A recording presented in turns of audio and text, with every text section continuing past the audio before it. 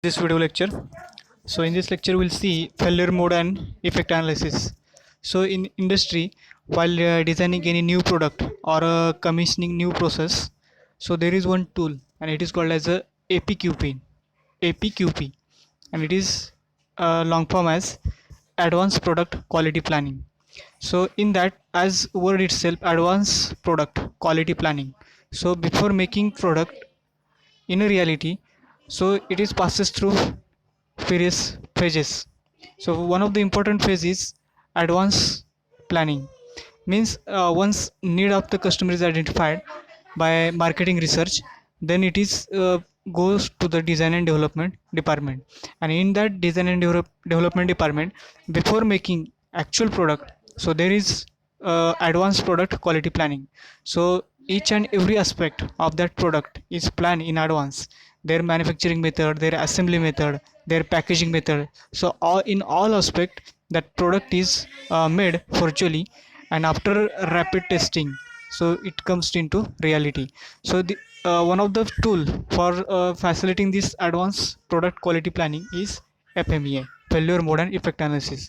So as word itself tells, so it finds probable failure mode of any component and their effect at the customer's end. So it is very important because here we are finding unforeseen failure modes by historical data, previous references, and from that we can make modify our existing design so that that effect will be nullified.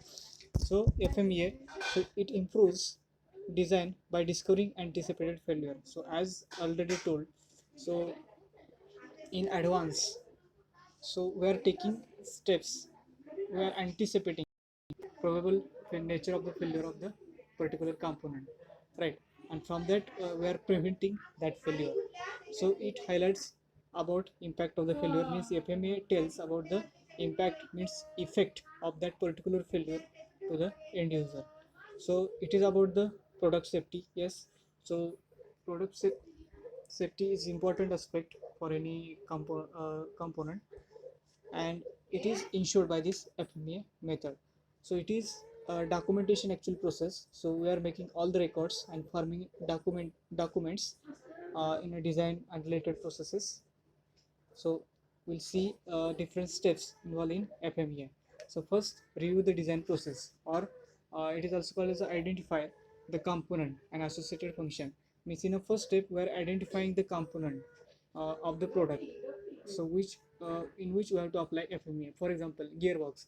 So we have to make failure mode and effect analysis of the gearbox. So we know for gearbox there are many components, hundreds of the components are there, and where there are also sub assemblies are there. For example, gear shaft assembly, reverse gear assemblies, like that, or a clutch plate dog gear assembly, right? So there are different sub assembly, and by combining different sub assembly, that entire product of gearboxes get formed, right? So first the product component is identified and their function is identified. Second step is brainstorm potential failure mode. So here team of a different department, and it is called as a CFT, cross functional team. So sits together. So person from quality, person from assembly, person from production, person from design and development, person from marketing. So all these people are sit together and they brainstorm together potential mode of the failure. So it may be complete failure or it may be partial failure. So complete failure is total failure of the component, and partial failure may be breakdown while running that product. So all these are aspect are brainstormed by this cross-functional team. Later on, list the potential failure mode. After brainstorming, potential failure modes are listed together. Then next part is assign the severity rating. So what is the severity? So severity is how significant impact of effect on final customer. So we are identifying probable mode of the failure, and after that severity determines so how this effect is significant for the end user. For example, if there is a crack in boiler shells while making of that boiler plate, then it is a very dangerous effect, because if the boiler is going to burst, then it is a threat to the human life, loss of human life, and there is a huge loss to the capital. So like this we have to understand the severity, and severity is assigned with the help of number. So here we can see at the chart. So effect and their rank is assigned. If the effect, severity effect is not that much important, it is called as a none, so rank is 1, and it goes on increasing. You can see here, if there is a maximum severity, so it is the uh, maximum point of the severity, right? So for that rank is given 10.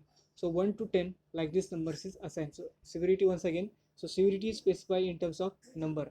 If the severity is high, risk of failure to the human or capital is high, then high severity number is assigned, right? And if it is less, then it number may be less.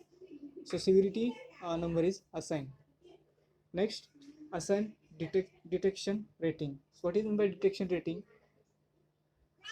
Sorry, before that there is occurrence rating. So what is occurrence? Occurrence means probability that identified mode of failure will occur, means it is a repeated uh, failure in the particular component that may occur. For example, so in a gearbox, there is a chances of bearing failure after completion of particular line. Means the bearing completes design designated its life, then it may fail by the crack. So like this frequency we have to identify, and according to this frequency, there is again number is set, rank is set. So if it is occurring extremely, means a rare case, if it is occurring in a rare case, then rank is 1, and like this it is going on increasing. And if it is occurring, particular failure mode is occurring quite few times, or frequency of occurrence is very high, then rank is selected as a 10. So like this number is again, rank is again going to 1 to 10. So 10 is maximum occurrence, repeated occurrence, high frequency, and rank 1 indicate there is no occurrence or a very least occurrence of any particular defect. After assigning occurrence, so next is assign detection rating, right? So first we have assigned the severity number, then we have assigned occurrence number. Now we have to assign detection number. So in detection is probability or chances to identify the error, that is detection. If it is detected easily, so it is rank is 1, and if it is detecting least or very less, then rank is 10. So like this 1 to 10 a number is assigned. So this is assignment of detection rating.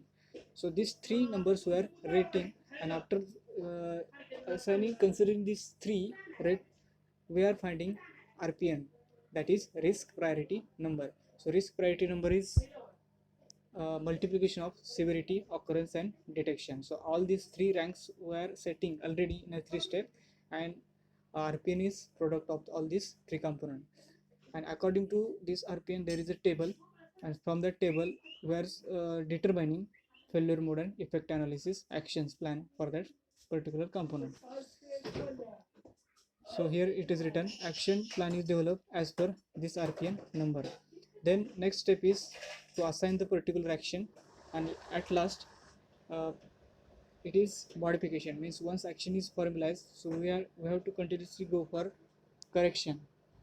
We have to evaluate the performance continuously, and as per need, we have to take some corrective actions.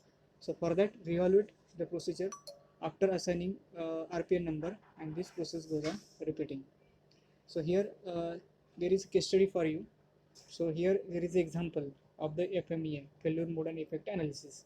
So one blank format is provided here, and one example is given here. So you identify this example. It is an example of component gas cooler, and there are different severity number, occurrence number, detection number. From that, RPN number is calculated. Here you can observe 120. Of course, you have to observe yourself this table. Just I am telling overview, and from that action required, right? So all these plans you have to observe. So like this, one case study you can add of the any component, right? This is about the failure mode and effect analysis.